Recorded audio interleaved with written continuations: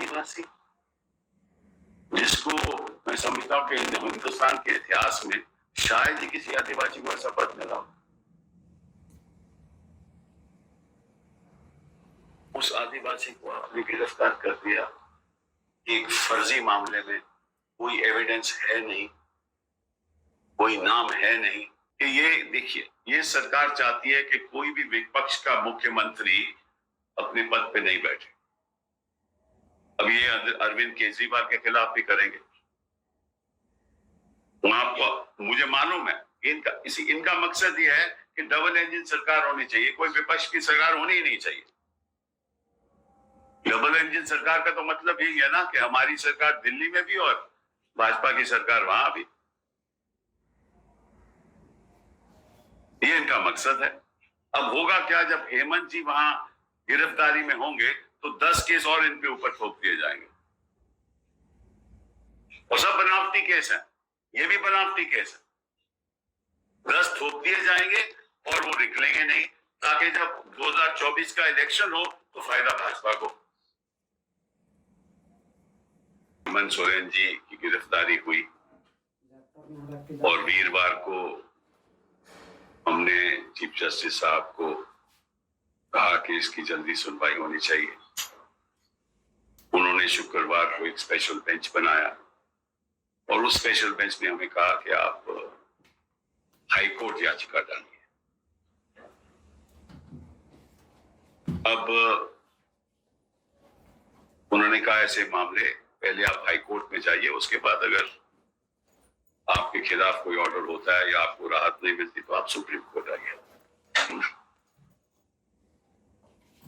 अब हमारे chief justice साहब ने यह भी कहा है कि जब कोर्ट का ऑर्डर पास हो जाए तो वो प्रॉपर्टी, वो जो संपत्ति है वो पब्लिक की होती है, उस पर हम टिप्पणी भी कर सकते हैं। तो इसलिए मैं आज टिप्पणी कर रहा हूं।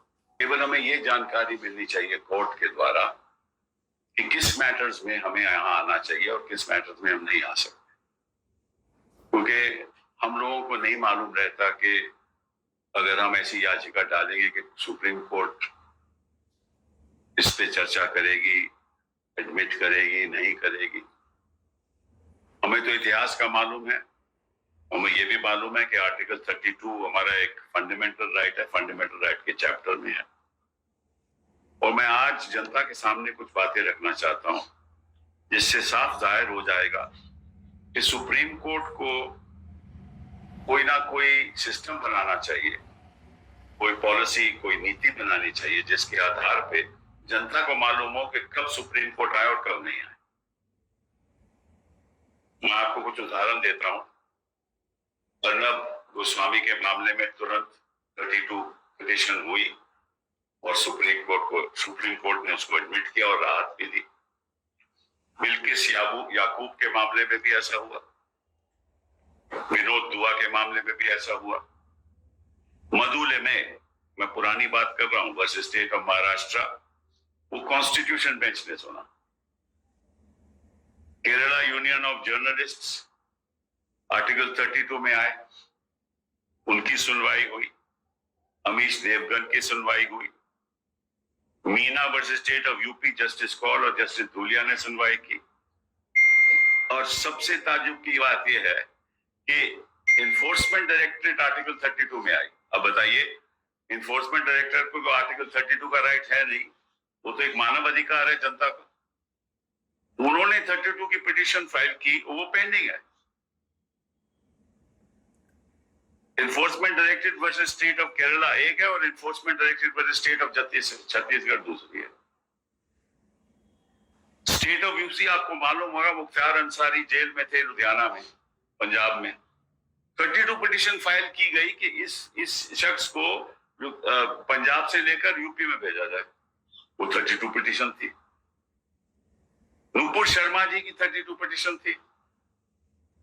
जस्टिस सूर्यकांत संदीप पार्टीवाला और जो मुख्तार अंसारी की 32 थी, उसमें जस्टिस अशोक भूषण और सुभाष रेड्डी साहब थे।